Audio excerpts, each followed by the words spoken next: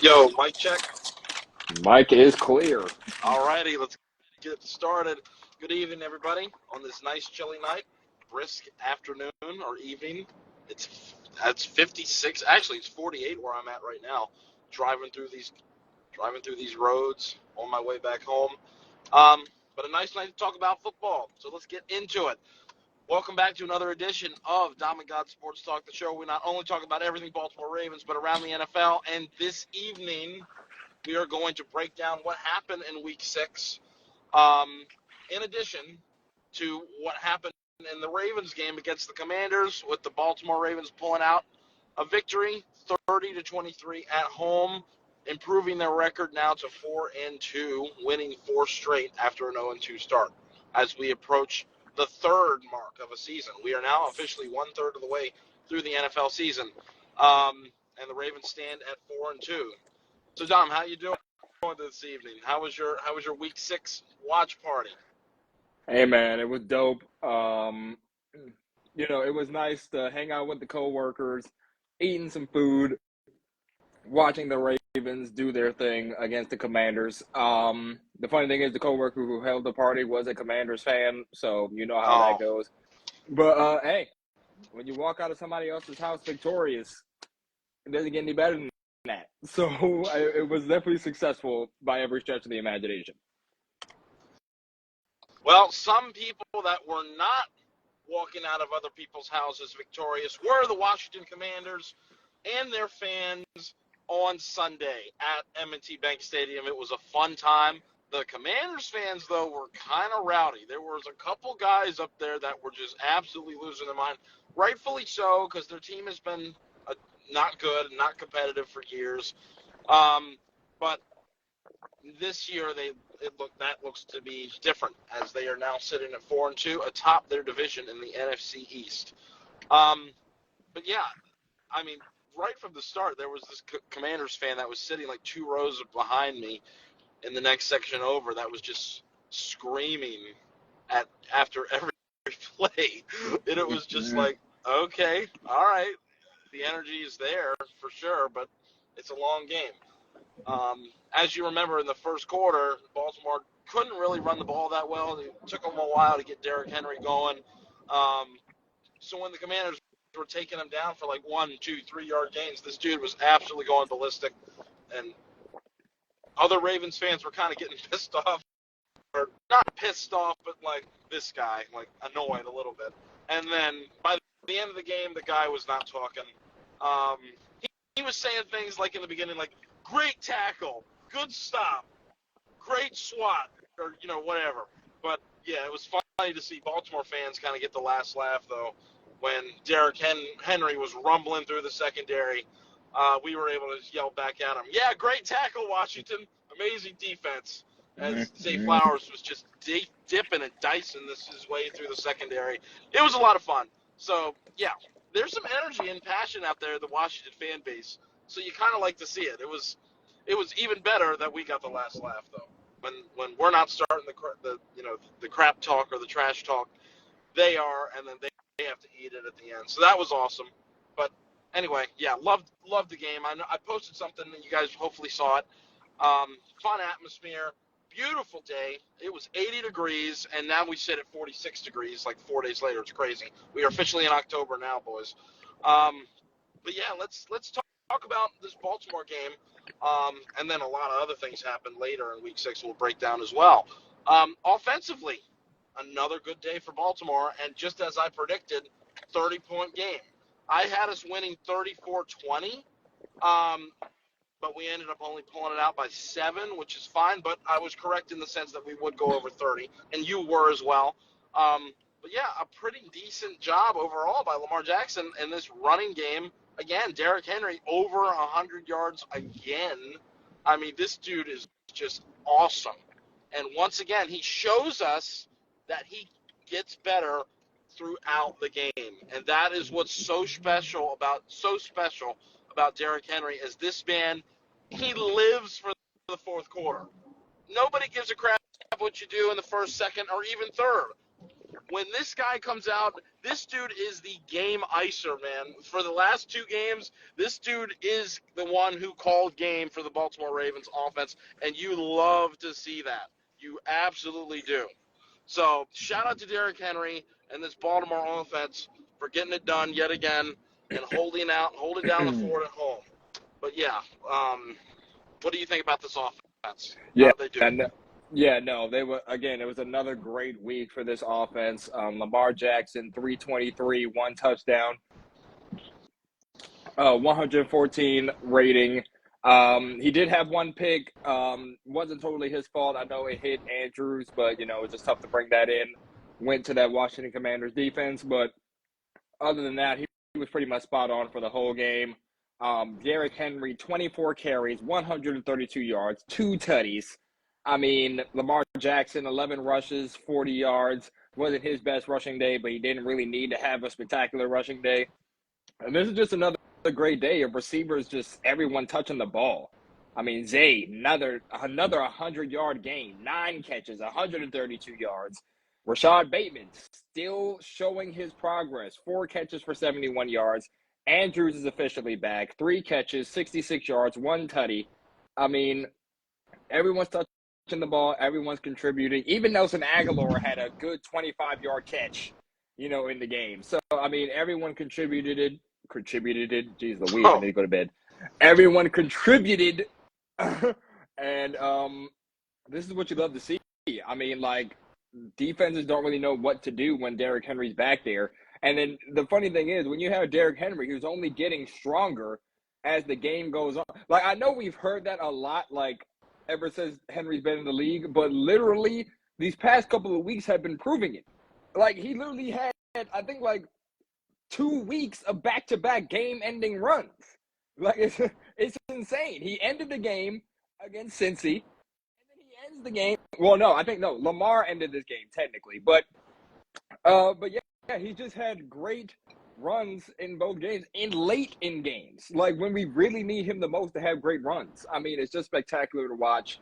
The offense is clicking, man. Like right now, the offense is clicking, and I love to see it, and hopefully it can stay consistent going forward. Yeah, I agree. And another shout out to this offensive line as well. Another strong performance. And they were rated the NFL's best O-line yet again. This is the second time they've been rated as the best O-line in the first 6 games. I'm not gonna lie. So another good performance by them. Although I will say, at the game, I was paying attention to a lot of people on the offensive line specifically. And yes, there were a couple pre-snap penalties. I was kind of shocked when I heard that they were rated the highest offensive line because it wasn't as smooth as I had. In my opinion, it didn't look as smooth as the Raiders rated it. Whatever. But Rosengarten looked like he had a tough day, in my opinion. I mean, the right side was just getting absolutely demolished at times. I mean, he was getting shoved aside by I'm sorry, I don't know the Commanders' edge rushers, but the right side was not intact in the pass protection for the most part, and he did get that flag too for something. Either I think it was a false start. I don't remember.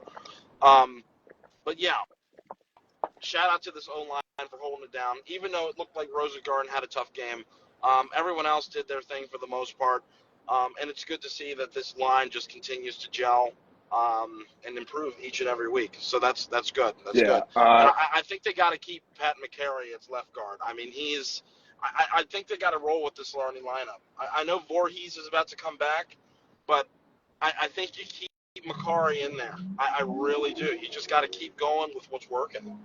So yeah, I mean, I can't disagree with you, but man, you have to get, like you said, you have to get credit where credit is due. This offensive line, huge improvement from the first 2 weeks. I mean, is as plain as day. I mean, they heard the criticisms and they said, okay, Ben, watch us work. And they've been working. They shut us up. And you have to give respect to that because they've been working hard, man. Lamar never flustered when it came to the offensive line. He showed confidence in them. He knew that they would be able to, improve and get it done, and they improved and they got it done. So shout out to him. I just hope, again, just keep building on this and keep building that consistency. If you can do this against some of these top edge rushers and some of these top interior defensive linemen, like if we got to see Chris Jones again, this is like you're only building up strength from here. So let's hope they can stay consistent with that. But yeah, I'm really proud of what I'm seeing from this offensive line so far these past 4 weeks. Yeah, just a few more points on the offense before we move on. The blitz. Lamar Jackson was spectacular against the blitz on Sunday. I mean, probably one of the highest rated quarterbacks in the NFL for week 6 against the blitz. And that has been something that has always been a narrative about Lamar Jackson, in addition to the he can't pass. Let's put that to bed now, please. It should not be brought up. And now we are officially okay at beating cover 0. It is a glorious day. I love when people run man coverage. Those dark days are behind us when people can just sit and man press the whole time and we can't do anything about it. We have got studs on the offense, on our offense now that can win their matchups. Rashad Bateman being one of them, Zay being another one, Mark, Isaiah. You pick your poison. Charlie Kolar, Nelson Aguilar, hell, even Tylan Wallace got involved last week. But we've got guys that can beat this man coverage. So blitz at your own risk, NFL. Blitz at your own risk. So I love that. Let's keep that going. Let's make sure we can still stay sharp against the blitz. Lamar was standing in the pocket just throwing darts all over the field, and it really sucks that he has a pick on his resume because that should not have been an interception. I know it wasn't the best throw. Mark Andrews probably should have called it, but he didn't just not catch it. He tipped it high in the air. It was an easy interception. Easiest pick of that dude's life. So that was kind of annoying. The funny thing is, that was the first pick for the Commanders. That was the first pick for the Commanders all year, which is the funny part. Yeah. Which is ridiculous. Yeah, I was so angry when we gave that to him because I know we were scoring a touchdown on that drive, man. I know we were. But that's okay. It's fine. We got it done. We more than definitely made up for it. Like you said, Andrews made up for it with that snag in the end zone right before the end of the first half. So yeah, beating the blitz was spectacular. And that ties in my one last point. Rashad Bateman is a great route runner, ladies and gentlemen. This dude, I'm starting to become convinced that this dude is a top-tier route runner. Now, if we can just get more consistency with the hands, which he has been showing recently, he can be a dynamic wide receiver, okay?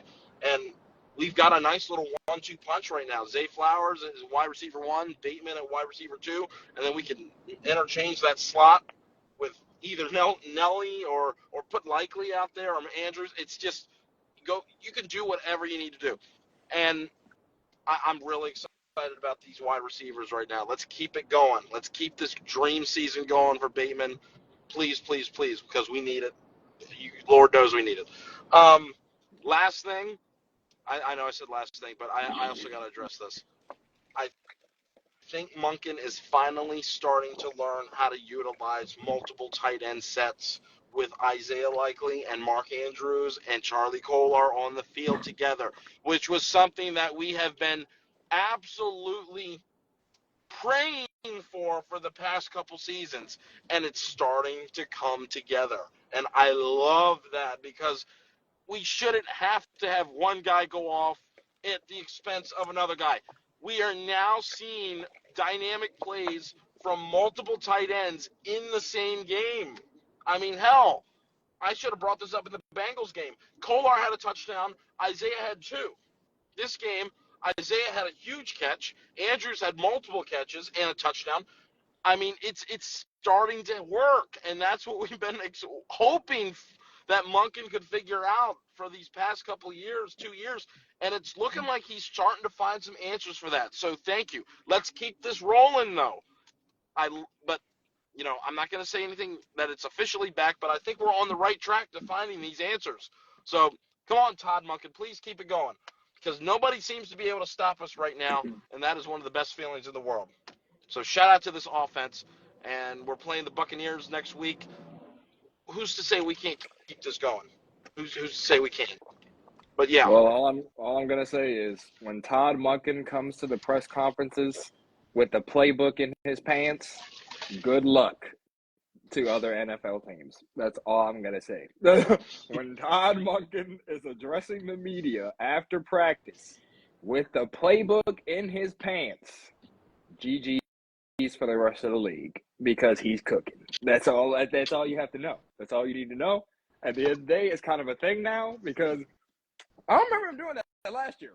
So I don't know, but we've been winning since then. So we're just going to keep that up and keep it going. But to your point, to finish off with the offense, yeah, I love it. I love seeing everyone get involved. First of all, Bateman, again, and shout out to Yippee for bringing this up too. Yeah, Bateman is just he's just been playing great. I mean, this is all we wanted to see. We wanted to see the Lamar Jackson, Rashad Bateman connection. They said they've been working on it, and boy, has it been showing. I want to see him get a 100-yard game. I want to see that like really, really bad. Hell yeah. Just for him to have. He had 71 in this game against the Commanders, so he can get to it. He can get to 100 yards, but I really want to see him have that 100-yard game. He was 4 catches. He was 4 targets for 4 catches today. Yeah. Caught everything that was thrown at him. I said today, but on Sunday, he caught everything that was thrown at him. PIs. Yeah, aside from the 2 PIs that he got flagged for. But yeah, I love seeing that from him. Hopefully that can just continue. Damn, I didn't realize too. Zay Flowers was 9 targets, 9 catches. That's insane. For as well. 132. For 132. Jeez, but coming off dude, a performance where he had 7 for 111.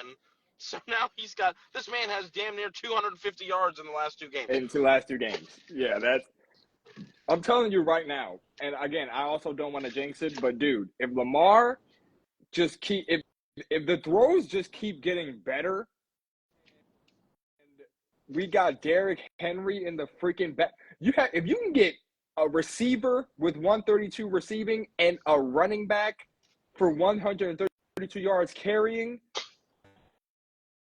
good luck rest of the league. That's all I have to say. The only people that can stop us right now are ourselves. So if we can just get out of our own way, let's not play patty cake with the ball for interceptions, because that's the only 2 picks that Lamar has thrown this year are off of tips up in the air by drops from our wide receivers. We can do it. And Derrick Henry, one last point on him, he's a bulldozer, man. And the toss plays, the sweeps that we use them as the daggers. We've been using them as daggers recently to just end the opponent's hope from winning the game. Just keep it going. I mean, get Patrick Ricard out there rolling too, because nobody wants to get blocked by him either when he's rolling, let alone tackle Derrick Henry. People are gassed by the end of the game. Okay? Nobody wants to tackle this guy. And Derrick Henry is just like, okay, I'm just going to keep chugging along like the game just started, going full speed. I mean, you saw one of his touchdown runs. He just scampers on in there. Defender just bumped into him. Didn't even want to try to hit him. Nobody wants to hit that guy. I think he made a business decision. Yeah. He made a business decision. That's what you get when you get Derrick Henry. You get people making business decisions because of just how damn big he is. And I love it. I absolutely love it. You got people shaking in their boots to tackle this guy in the second half. He is meant for the second half. This is what he did in Tennessee. He wears people down, and I'm so happy we got Derrick Henry. This is exactly what we needed. Monken has figured out how to use him, so let's keep this train rolling. Yeah, I can never forgive the Titans for robbing us of this last year. I don't know if I can forgive them for that. Because we tried to trade for him, but it fell through. And we could have had this experience in the second half of last year. Well, maybe. But remember, he would have got he wouldn't have had an off season to plan. That's true too. But we would at least have this experience a little bit earlier, and the Titans did rob us of that. So, Titans, I hope you are now loving your misery as Derrick Henry is having the time of his life in Baltimore. It sets up a revenge story for this season. Yeah, let's do it. Let's bring on the Chiefs, man. I'm ready. No, I wish goodness. You called for them already?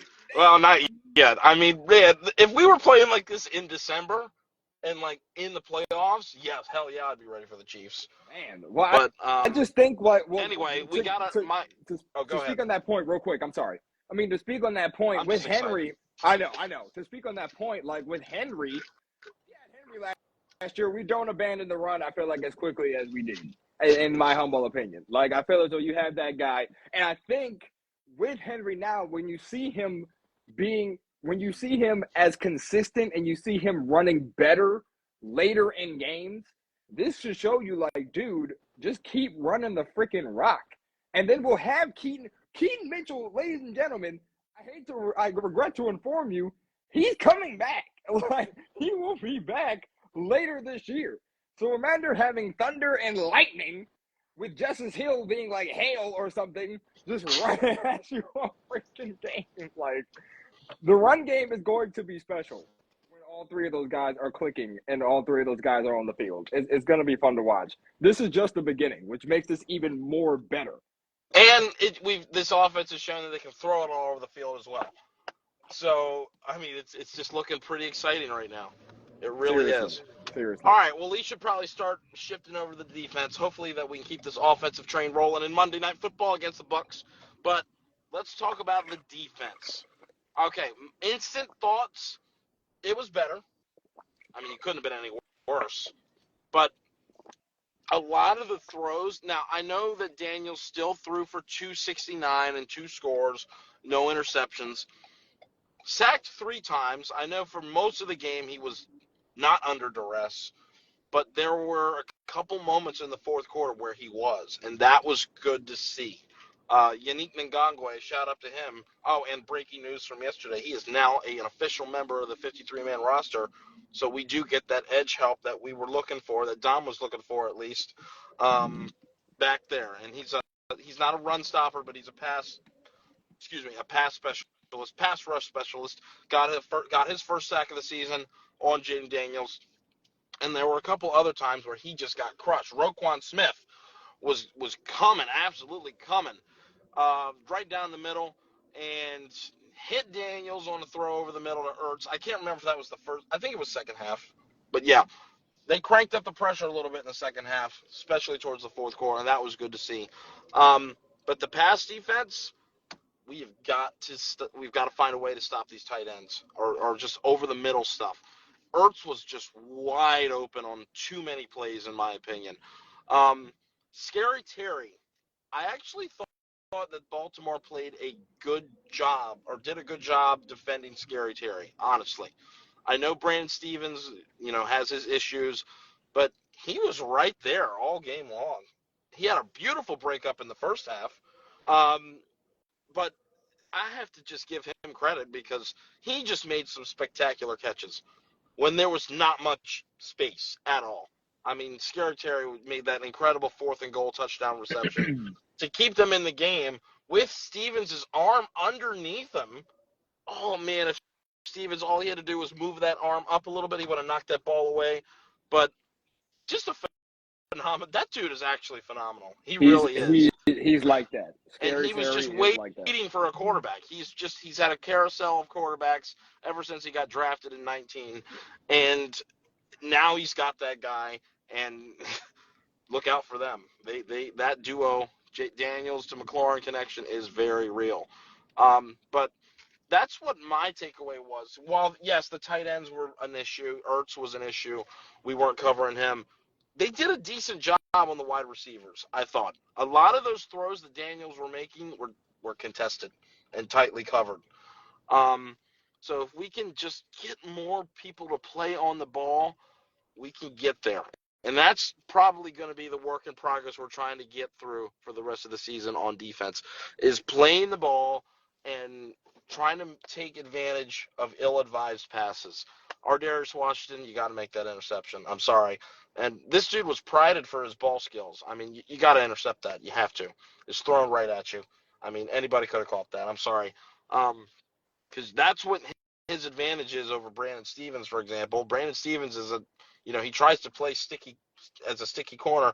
He just doesn't have any awareness of where the ball is most of the time because he's always got his back turned. So, yeah, we need you to make the catch. If your strong suit is playing the ball, you got to make sure you can play the ball and make the catch. But, yeah, it was all right. Still lots to, improve upon, but, that was a tough offense to stop. They were one of the best in the NFL, and I thought we handled it pretty good, especially in the second half. Because think about it, if we don't get the pass interference call on Wiggins, it's a 10-point win. If Scary Terry McLaurin doesn't haul that catch in on 4th and goal, they're stopped with 13, and who knows what the score would have been.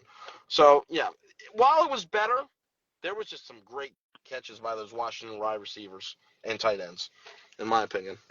Yeah, no, I mean, at least we didn't have anybody on the Commanders go for over 100, which I can take at least because, Jamar Chase tore us up in the week prior. But yeah, I feel like the pass defense was a little bit better. I feel like it still has room for improvement. I feel like they know that too. It still has room for improvement. The run defense, however, has continued to be stout as of late. I mean, one of the things we talked about in the pregame was keeping Jaden Daniels in check and keeping him in the pocket and limiting those big runs he's had these past couple of weeks. And 6 carries for 22 yards, we can take that. And they were on scrambles, too. They weren't really on design runs. I mean, they were all over those read options. I remember that was the last point I made before we closed out of that episode. Yeah. I said, don't let the read option game get going. And, boy, did the Ravens not. They were great. Humphrey had a great play on I think it was on an option play where you stopped the Dennis tracks. I mean, when you play against Lamar and you've seen it for like 7 years, I mean, I'm pretty sure you can read it like a book, like a first-grade book at this point. But yeah, 6 carries for 22 yards. The Ravens were successful in keeping him contained. Eckler did not have that great of a day. 9 carries for 21 yards, 2.3 yards a carry. I mean, run defense, again, has just been stout these first couple of weeks. We had sacks coming from Travis Jones, sack from Ngakoue, half a sack from Adebike, half a sack from Pierce, 3 sacks on the day for our guys. I mean, the defense still can improve. It still has room for improvement, no doubt about it. That's why Monday's game has me a little bit worried, but we will discuss that in the pregame episode when it comes.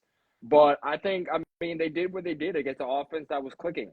Jaden Daniels still, again, had a pretty good game, no turnovers, almost threw for 300 yards. I feel like we just have to try to start limiting these QBs.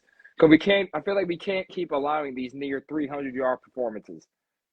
You know what I mean? It's getting like we have to try to start limiting these big quarterback performances because, Burrow had a good day on us. Daniels had a good day on us. I don't want this to become like a trend. Like it's especially for these quarterback groups, especially for a quarterback that has great receivers like Tampa Bay has with freaking the duo of Mike Evans and Chris Godwin, who are, again, no slouches by any means necessary. So, yeah, if we could just work on limiting these big passing plays and, like you said, covering these tight ends over the middle because, like you said, Ertz was dashing us some of these plays. I mean, he only had 4 catches for 68 yards, but a lot of those catches were in clutch situations that were putting them in position to score. You know what I mean? I think one of those scores set up the Scary Terry touchdown, if I'm not mistaken. So, yeah, it's just about limiting those big passing plays. But other than that, again, the defense will improve. I think they will get better as the year goes on, as they continue to play with each other. Wiggins, he's a rookie. He's going to make those mistakes. But as time goes on, he'll learn. And I think they'll be fine. But, yeah, I think defense held us up, and they were helped us get the win. So we appreciate it either way. Yeah, I think Roquan Smith had a better game tackling as well. I know he has issues in coverage, and that's still an issue. I mean, they were just killing him over the middle with Ertz. He was one of the people that they kept throwing it right down his way. He just wasn't there.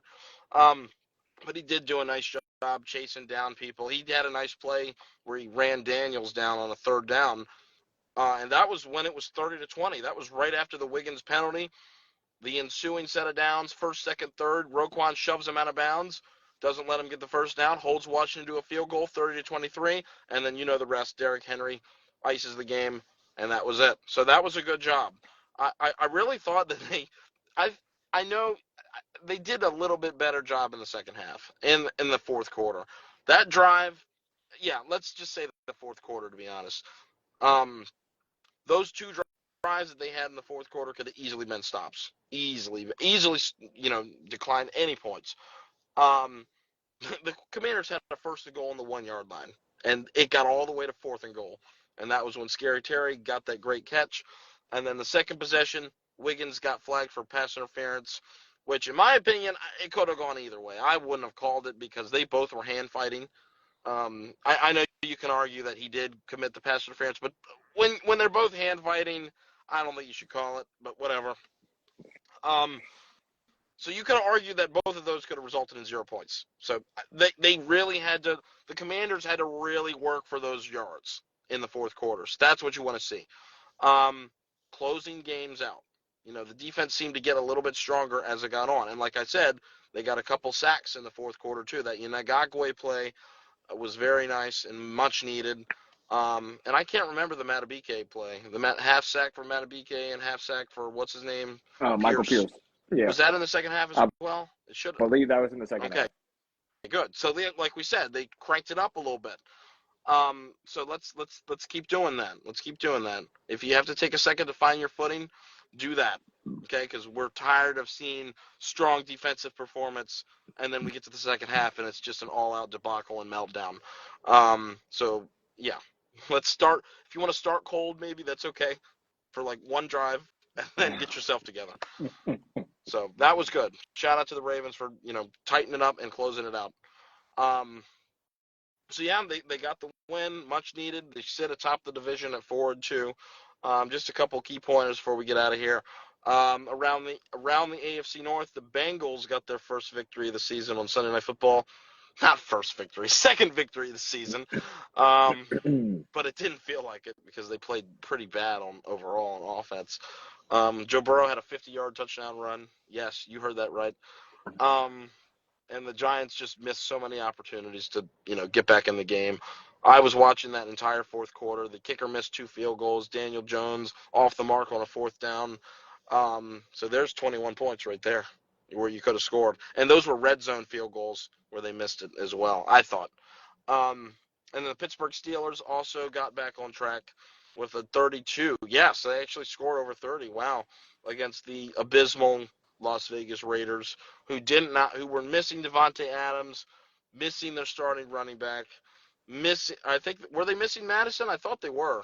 I thought Madison played, but I could be wrong. Okay, well they were missing. They decided to bench Gardner Minshew and throw in some guy that I don't even remember. Aiden O'Connell. Yeah, that was not a good idea if you want to win. I mean, I get what you're doing. You want to develop them, but if you were playing for winning purposes, I would have put in Minshew because he's more experienced. So yeah, no Tay. No. Oh yeah, Madison did play. He had a touchdown in that game, actually. Okay. Yeah. Oh, it was Myers. It was Jacoby Myers. So yeah, they were missing their top 2 wide receivers. I mean, so who else do they have behind Myers and Adams? Who knows? Easy win for Pittsburgh. They're 4-2, and they've got a date with the Jets on Sunday Night Football, who now own, speaking of the devil, Devontae Adams. So that will be an interesting matchup with Aaron Rodgers and his former Packer receivers on that Jets offense. We'll see. We'll see. Cleveland, another loss. Watson is gone. Watson is completely gone. I don't know what is wrong with him. He is just a shell of himself. Just terrible. And you'd love to see the Browns continue to struggle. So we'll see. We'll see what happens. Yeah, and then he loses his number 1 wide receiver. So that does not help his cause at all. That's right. Amari Cooper is now with the Buffalo Bills, which I'm glad they decided to make that trade after they played us. But yes, Amari Cooper is now a Buffalo Bill. But yeah, man, I don't know what's up with Watson. I love it. I love it too. Just keep going when you're playing us. Just keep doing it when you're playing us. But yeah, man, AFC North, Bengals and Browns in shambles. Steelers are holding on. They will be starting Russell Wilson this week, which is an interesting decision by Mike Tomlin. We'll see how that goes for them. I thought you want to keep Fields in because, he's been playing pretty well these past couple of weeks. But we'll see. I mean, again, this is a decision they decided to make. So that has the potential to be a nasty game on Sunday night. It really does. Yeah. I mean, that could be a 10-3, 10-6 type of game if the defenses get rolling. Yeah. So yeah, I mean, we'll see. we'll see. I mean, Adams is expected to play, Yes. Come which is on, very, very. Rodgers. Adams is expected to play, so let's see if he'll take this week to learn the offense, and him and Rodgers getting that I mean, connection back in listen, again. Aaron Rodgers is still one of the greatest. So if they can just he had a pretty good game against the Bills on Monday night in that 23-20 loss. If their kicker would have kicked their field goals in the red zone, They would they have would have won won. the game 26. They would Yeah. have won. Yeah. And then there was just a catastrophic holding penalty on Tyron Smith that negated a 1-yard touchdown run to put them ahead 27-20 in the fourth quarter. And then the Jets ended up getting no points because then they kicked a field goal and missed. Oh, that was terrible. So Damn. yeah, hopefully they can get their stuff together on for Sunday night. I mean, Pittsburgh is definitely not as good as Buffalo. They won't have to deal with Josh Allen running crazy, thank goodness, with Russell Wilson starting. I mean, I have to deal a little bit with that with Fields, but they're both not that good in my opinion. Fields, Wilson. I think the only thing Wilson might have a little bit better over Fields is his throwing mechanics and throwing ability, while Fields has those legs. So I honestly like the matchup better for the Jets if they're playing Russell Wilson, who's going to be rusty because he hasn't played for a He hasn't while. played all year, So and throw then some interceptions. so Go throw him. Just I'm here for because it. he won't be running that much. I mean, he can run. He can. Russ can. But how effective? It's not going to be as effective as Justin Fields is running, surely. So we'll see. Yeah. I mean, shoot, if they want to fall to 4-3 this weekend, make Go the for it. Monday. If we win on Monday, We I'll have take got it. Give us a little to. something. We have got to beat them this year. We have to. I'm Yeah, no, tired of losing to that we team. have to get wins over them. We didn't beat them last year, and we were supposed to win that first week we played them. And that was just that week we had all those egregious drops. Like that was just bad. That was bad on our part. But I think we beat them this year. I think honestly we probably split. If I'm being honest, I would love to sweep them, but I feel like we probably split with them at this point. We'll But I think see how they I think we stop can do Derrick Henry. Yeah, when they're tired in the fourth quarter, let's see them try to stop Derrick Henry. that. So yeah. That would be fun to watch. That's gonna be fun. I can't wait for that Steelers matchup The first one is on the 17th of November. So we'll see coming how they up. do. It's You think we coming can up. win that one? I think we we can win can. it. I think we Yeah. can win it. If we're still rolling, I think we can win it. Yeah. Yeah. All right. Well, I think we're going to go up and get on that out of here. We've talked a bunch about Week 6. We're on the eve of Week 7. We've got our first Week 7 matchup tomorrow with the Broncos and the Saints, who are in a free fall all of a sudden at 2-4 after starting hot 2-0. Yeah, I know. It's I like knew I wasn't sold on the Saints ever when we. I never was. I never was. Broncos 3-3, doing better than we thought. So we'll see if Bo dude. Nix can put on a show on national television. Unfortunately, Pastor Chan is out, which I hate for them. But we will see. The defense has still been playing pretty good, so let's see what they can do without him. Yeah, that should actually be an interesting game. It might be kind of boring, but evenly matched. We'll see. Yeah. Will I be tuning in? But, I will. I watch all the games. I always watch the games. Even if I'm not actually watching them, I'll tune into them and do something else. But yeah, we're ready. We're ready. Anyway, let's go ahead and get signed on out of here. Baltimore taking care of business once again, 23-30 at the bank, improving to 4-2. We love to see it. Offense continues its dominance. Derrick Henry continues his dominance, and Lamar's looks like the front runner of MVP so far through the first 6 games. So we'll keep. Let's see if we can keep it going. Ravens' next matchup is on Monday night at 8:00. First game of the doubleheader. It's 8:15. First game of a doubleheader. Chargers and the Cardinals are the second one that start at 9 p.m. So yeah, we're excited for that. We'll be coming back with pregame.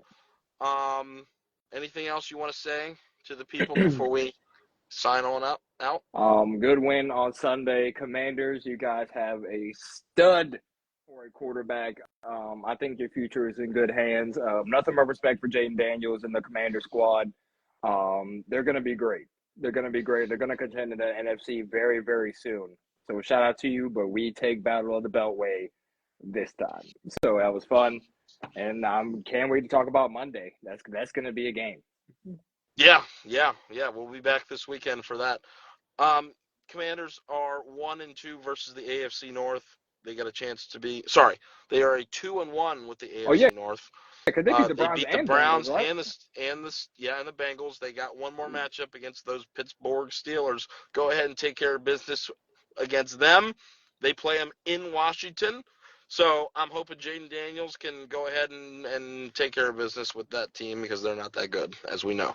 Um, it's true, Don. They're they should be 4-2. They're fake. They really are. They're fake. Um, I mean, are they not? I'm I like, mean, yeah. their I'm defense not. is I for have real. to. Their offense is atrocious. Their defense keeps them in games. I will say their defense keeps them in games. Am I sold on their offense? No, I can't say I am, but their defense is formidable, and I will give respect to where respect is due in that and I regard. will But say offensively, I'm not congrats yet. for scoring 30 points. That's the first time they've scored 30 points, and I don't even remember years. So it's against Las Vegas, though. So who cares? Good job. I'm just mad that Um, they beat them and we didn't. But that's another story for another that's day. a stink. That was one of our. We have two stinker games a season. That was one of them. Where we just play like crap and just give the game away. I will only That was allow last year's one Colts more. game. I That will was only last year's allow Colts game. one more stinker before I get a little upset No, I don't. this year. How about zero stinkers? How about we just all the way to the bowl? I know. I wanted to. I wish we could play a perfect season, but it's us, so you have to be realistic. You have to. No I stinkers. know. No stinkers. I know. I All know. I right. know. Anyway, yeah, this was a fun one. Yeah, we will be back soon for the pregame. Remember, thanks again for tuning in and rocking with us. Let us know if you enjoy our content, or if you do, leave a like. Follow us on Instagram, or subscribe to our YouTube channel. This will be posted on there momentarily. So yeah, same drill. We'll be back for pregame. Excited for how the Ravens are playing right now. I just wish it was December and we were doing this. So let's keep it going all the way through December and January. And that would be fantastic and phenomenal. But anyway, this was fun. We'll see you guys soon. This is Dom and Gonz. We're signing out. Have a great evening and go Ravens.